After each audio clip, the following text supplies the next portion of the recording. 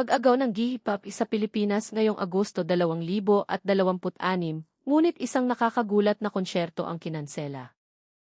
Ang Agosto 2026 ay isa sa mga pinakamalaking buwan para sa mga tagahanga ng G-Hip sa Pilipinas, ngunit may isang pagbabago na hindi inaasahan ng sinuman. Ang ilan sa mga pinakamalalaking pangalan sa musikang Koreano ay sa wakas ay babalik sa Maynila pagkatapos ng maraming taon na pagkawala. Ang mga maalamat na powerhouse ng boses, mga paboritong grupo ng babae ng mga tagahanga, mga indie sensation, at isang minamahal na rock band na naghahanda para sa isang emosyonal na pamamaalam ay handa ng magtanghal. Ngunit nang umabot sa tugatog ang kasabikan, isang inaabangang anibersaryo ang biglang kinansela, na nag-iwan sa libu-libong tagahanga na nasasaktan at nagtatanong ng isang tanong. Ano nga ba ang nangyari? Maligayang pagbabalik Star Pulse Z-Fam Pilipinas. Manatili hanggang sa huli dahil susuriin namin ang bawat pangunahing konsyerto ng G-Hip na magaganap ngayong Agosto, ibubunyag kung aling mga palabas ang gumagawa ng kasaysayan, at ipapaliwanag kung bakit ang isang pagkansela ay naging isa sa mga pinakamalaking pinag-uusapan sa mga tagahangang Pilipino. Agosto, naging buwan ng D-pop. Kung matagal mo nang hinihintay ang isang di malilimutang buwan ng mga konsyerto, maaaring ang Agosto 2026 ang eksaktong pinapangarap mo. Ang Pilipinas ay matagal ng isa sa pinakamalakas na internasyonal na tagahanga ng G-Hip at muling pinatutunayan ito ng buwang ito. Sa loob lamang ng ilang linggo, sasalubungin ng Maynila ang maraming Korean artist na kumakatawan sa iba't ibang henerasyon at estilo ng musika. Mula sa malalakas na boses, hanggang sa emosyonal na rock anthem, hanggang sa masiglang pagtatanghal ng mga girl crush. Tunay na mayroong bagay para sa bawat tagahanga ng D-pop. Ngunit aling konsyerto ang dapat na pinaka-inaabangan ng mga tagahanga? Bumalik ang Mamamoo. Nangunguna sa lineup ay walang iba kundi si Mamamoo. Sa wakas ay dadalhin ng iconic na 4 na miyembrong grupo ang 4 world tour nito sa Pilipinas sa Agosto 8 sa makasaysayang Smart Araneta Coliseum. Para sa maraming Pilipinong muumuo, ang reunion na ito ay matagal ng pinaghahandaan. Ang kanilang huling pagtatanghal sa Maynila ay naganap noong Pebrero 2023 sa matagumpay na G-Contour. Simula noon, matyagang naghintay ang mga tagahanga para sa isa pang pagkakataon na masaksihan ang pagtatanghal ni Solar, Monbiul, Win at Hwasa ng magkasama. Kilala sa buong mundo dahil sa kanilang kahanga-hangang live vocals at mahusay na presensya sa entablado, ang Mamamoo ay patuloy na itinuturing na isa sa pinakamalakas na vocal group ng E. Maraming tagahanga ang nagtataka na. Surprise kaya ng grupo ang Maynila ng mga espesyal na entablado o di malilimutang interaksyon? Tanging ang mga dadalo lamang ang makakaalam. Dinadala ni Lihi ang kanyang nakakaantig na boses. Ilang araw lamang ang lumipas. Dumating ang isa pang kahanga-hangang bokalista. Dinadala ng kinikilalang solo artist na si Lihi ang kanyang Lihi & 808 live recordings world tour sa New Frontier Theater sa Agosto 11.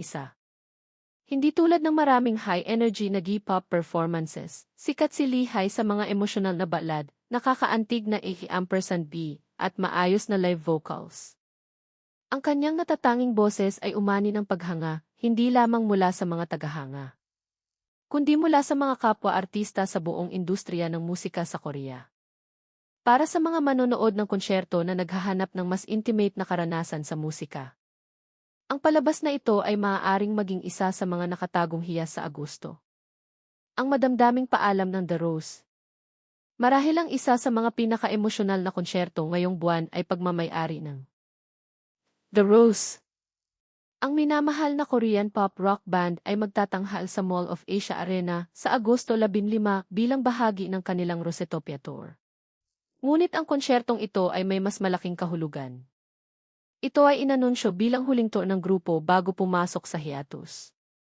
Nangangahulugan ito na ang bawat pagtatanghal, bawat kanta, bawat paalam, maaaring maging isang di malilimutang alaala para sa mga tagahanga na kilala bilang Black Roses.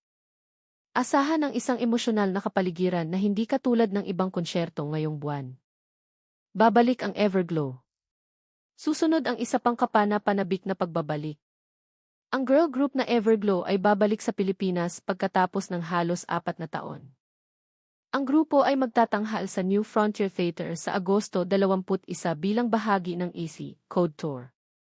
Kilala sa makapangyarihang koreografiya at mga hit na kanta na nagtatampok ng signature na konsepto ng T-Girl Crush.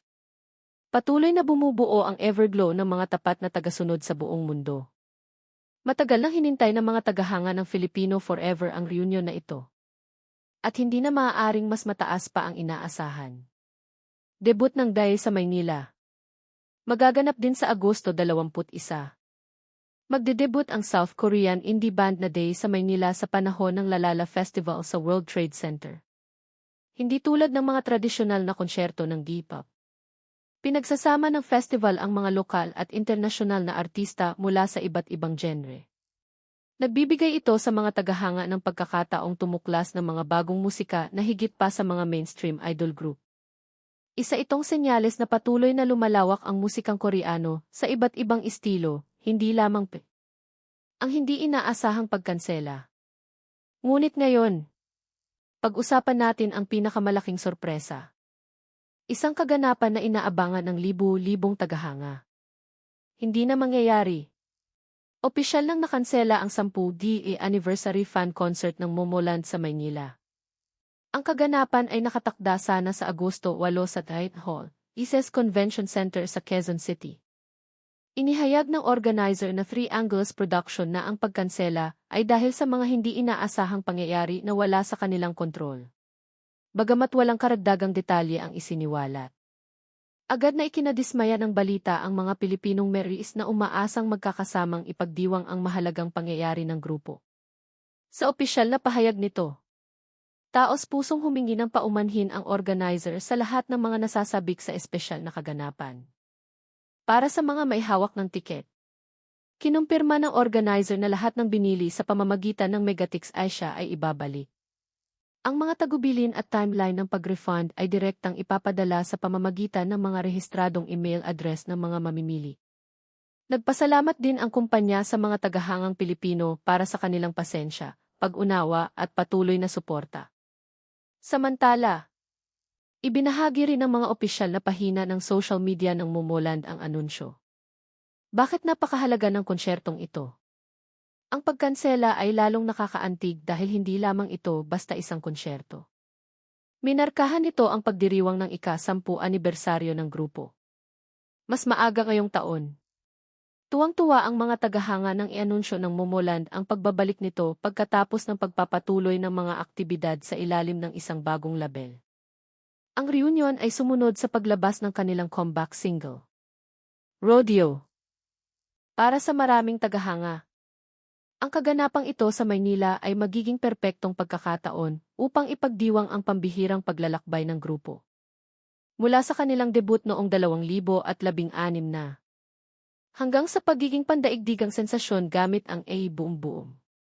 Ang viral smash ay naging isa sa mga pinakakilalang K-pop song sa Pilipinas. Ang mga kantang tulad ng Kiba Ampi at The I'm So Hotty ay nakakuha rin ng napakalaking popularidad sa mga Pilipinong manonood. Sa kabila ng mga pagbabago sa lineup at ang opisyal na pagbuwag ng grupo noong 2023, ang kanilang muling pagsasama ay nagbigay sa mga tagahanga ng panibagong pag-asa. Iyan mismo ang dahilan kung bakit ang pagkansela ay lalong nakakadurog ng puso. Pagbabalik tanaw sa SA connection ng Momoland. Ang Momoland ay palaging nagtatamasa ng isang espesyal na relasyon sa mga Pilipinong tagahanga. Ang grupo ay bumisita sa bansa ng ilang beses noong panahon ng tugatog ng kasikatan nito. Ang kanilang huling paglabas ay noong 2022 nang magtanghal sila kasama ang Akmu at Everglow sa isang espesyal na kaganapan. Ang bawat pagbisita ay nagpalakas ng kanilang koneksyon sa mga lokal na taga-suporta. At marami ang naniniwala. Ang kanilang susunod na konsyerto sa Manila ay usapin lamang ng panahon. Ang Agosto 2026 ay nagpapatunay na ang Pilipinas ay nananatiling isa sa pinakamalaking tahanan ng K-pop sa labas ng South Korea. Kasama si Mama Mo, Lee Hi, The Rose, Everglow, at ang DAE ay papuntang Maynila. maraming dapat ipagdiwang ang mga tagahanga. Kasabay nito, ang nakanselang anniversary fan concert ng Momoland ay nagpapaalala sa atin na ang mga live event ay maaaring minsan ay maharap sa mga hindi inaasahang hamon. Gayunpaman, patuloy na umaasa ang mga tagahanga na darating ang isa pang pagkakataon na magdiwang kasama ang grupo. Ngayon, gusto naming marinig mula sa inyo. Aling D-pop concert sa Agosto 2026 ang pinakanasasabik ninyong daluhan? At nadismaya ka ba sa pagkansela ng Momoland? Ibahagi ang inyong mga saloobin sa mga komento sa ibaba. Kung nagustuhan ninyo ang update na ito, huwag kalimutang mag-like, subscribe, at on ang notification bell para hindi ninyo makaligtaan ang mga pinakabagong balita tungkol sa K-pop at entertainment. Salamat sa panonood at magkikita tayo sa susunod na video.